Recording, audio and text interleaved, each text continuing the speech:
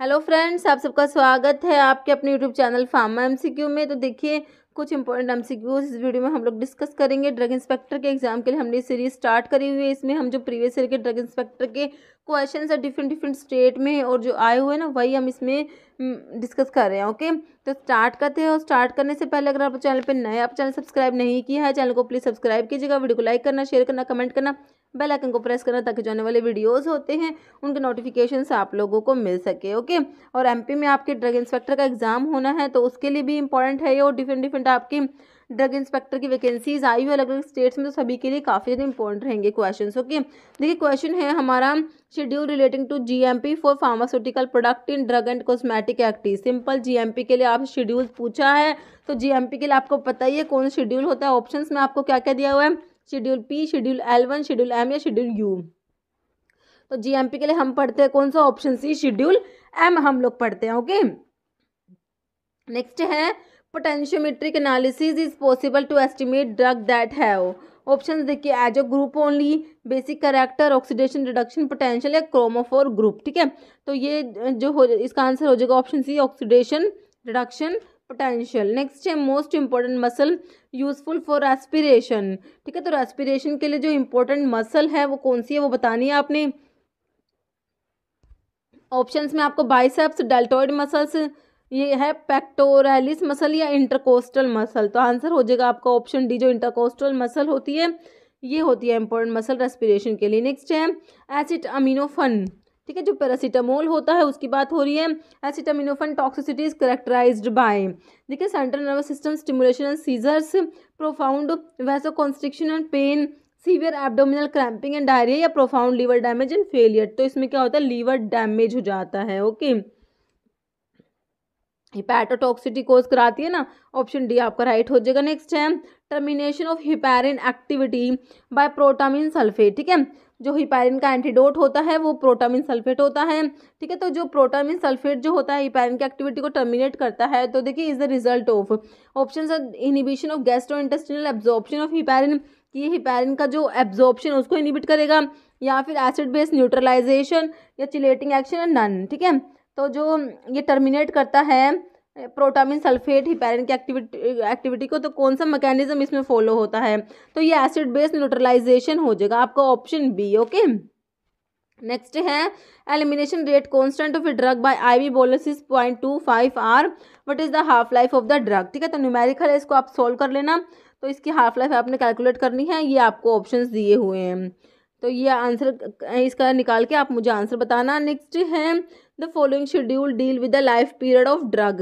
तो life period के लिए सिंपल कौन सा शेड्यूल पढ़ते हैं आप लोग, लाइफ पीरियड के लिए आपका आता है शेड्यूल पी आता है। ओके, ऑप्शन सी।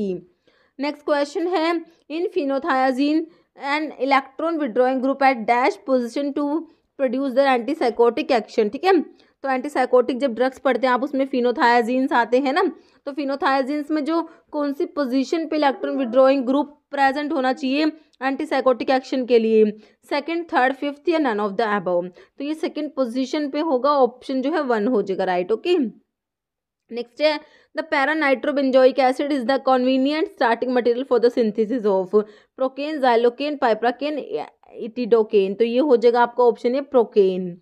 क्वेश्चन नेक्स्ट है, solvent not used in IR spectroscopy में इनमें से कौन से सोलवेंट यूज नहीं करते, chloroform, carbon tetrachloride, carbon disulphide या वाटर।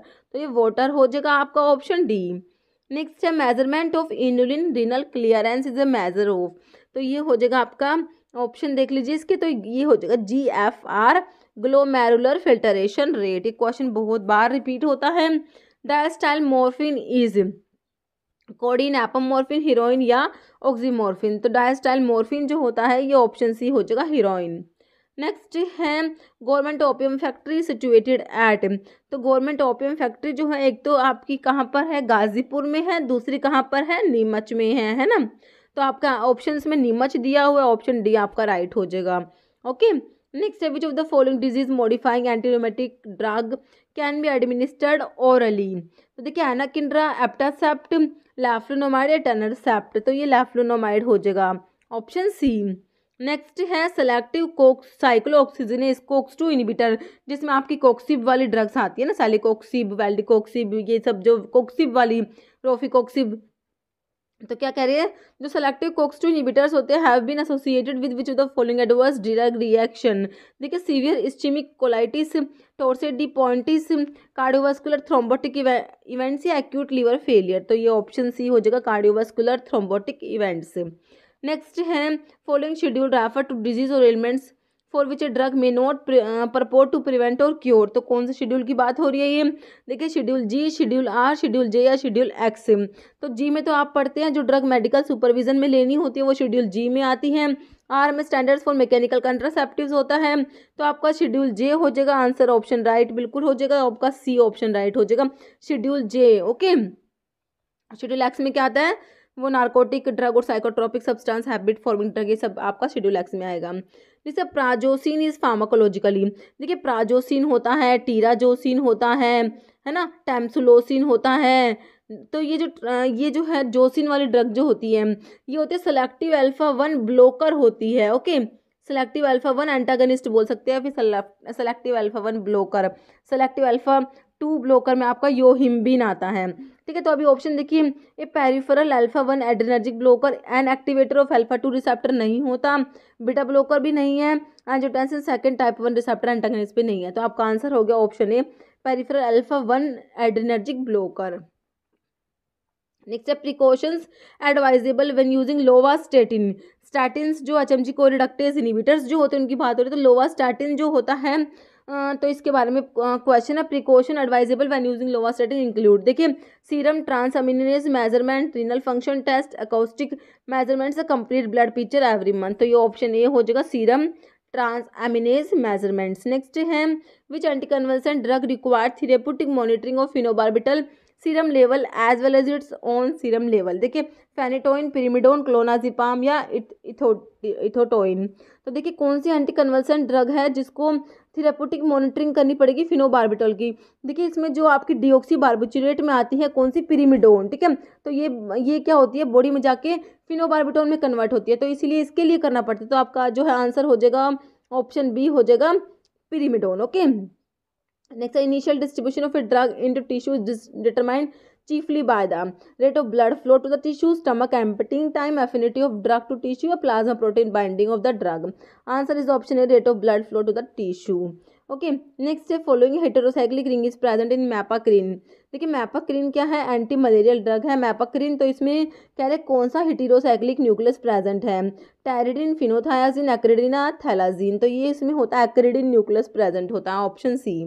नेक्स्ट है high level of resistance of mycobacterium tuberculosis to isoniazid involves. ठीक है, तो इसमें देखिए जो रेजिस्टेंस डेवलप होता है, जो ट्यूबरकुलोसिस की ड्रग्स होती है, एंटी टीबी ड्रग्स जो देते हैं आइसोनियाजिड, तो रेजिस्टेंस डेवलप होता है, तो उसका मैकेनिज्म क्या है, किसकी वजह से डेवलप होता है। देखिए ऑप्शंस में है decrease intracellular accumulation of the drug, reduce expression of gene that encode catalase, inactivation of the drug, या फिर इंक्रीज सिंथेसिस ऑफ मैकोलिक एसिड। ठीक है, तो रेजिस्टेंस डेवलप होता है वो होता है option B, reduce expression of gene that encode catalase. ठीक है, ऑप्शन बी राइट हो जाएगा। ओके, नेक्स्ट है anti hypertensive drug that alter central sympathetic nervous system. ठीक है, देखिए प्रोप्रेनोलोल, क्लोनिडीन, नाइट्रोप्रोसाइड या कैप्टोप्रिल। ठीक है, जो एंटी हाइपरटेंसिव ड्रग पढ़ते हैं उसमें आप पढ़ते हैं सेंट्रल सिंपैथोलिटिक्स है ना, तो उसमें आपका कौन सा आता है, क्लोनिडीन। ऑप्शन बी राइट हो जाएगा। नेक्स्ट है ACE inhibitors are associated with high incidence of which of the following adverse reaction. ACE inhibitors जो आप लोग पढ़ते हैं, प्रिल वाली ड्रग आती है, कैप्टोप्रिल हो गया, लिसिनोप्रिल हो गया, इनालाप्रिल हो गया। तो ये जो एसी इनहिबिटर्स हैं इनके एडवर्स इफेक्ट्स पे क्वेश्चन है। देखिए इसमें से कौन सा है, देखिए हिपेटाइटिस, हाइपोकैलिमिया ना करके ये हाइपरकैलिमिया कोज कराते हैं, ए ग्रेनुलोसाइटोसिस या प्रोटीन यूरिया। तो आपका आंसर हो जाएगा इसमें से option B, protein urea. Okay, next है tranexamic acid is a coagulant, anticoagulant, antifibrinolytic या ओल। तो ये होता है एंटीफिब्रिनोलिटिक में आता है, ऑप्शन सी। नेक्स्ट है amodiaquine and anti malarial drug is synthesized from. देखिए एनिलीन, एनिसोल, पैरासीटामोल, पैरानाइट्रोफिनोल। तो ये सिंथेसाइज होती है किससे, option C, paracetamol. Okay, next है following is a selective PDE phosphodiesterase 3 inhibitor, cilostazol, zafirlukast, rolipram, sildenafil. तो phosphodiesterase 3 inhibitor जो है आपका ऑप्शन ए हो जाएगा, सिलोस्टाजोल होता है। नेक्स्ट है drug technical advisory board is reconstituted in every, ठीक है, तो ये हो जाएगा आपका कितने साल, ऑप्शन 3 और सी हो जाएगा 3 years. Next which of the following drug inhibit HMG कोई रिडक्टेज, तो HMG कोई रिडक्टेज इनिबिटर्स मैंने आपको बता दी कौन सी ड्रग आती है, स्टैटिन्स वाली ड्रग आती है ना। तो आपका देख लीजिए इसमें प्रोबिक्योल, लोवास्टैटिन, क्लोफिब्रेट या जैमफिब्रोजिल, तो ये आपका लोवास्टैटिन हो जाएगा, HMG कोई रिडक्टेज एंजाइम को जो इनिबिट करता है। ओके, ऑप्शन बी आपका राइट हो जाएगा।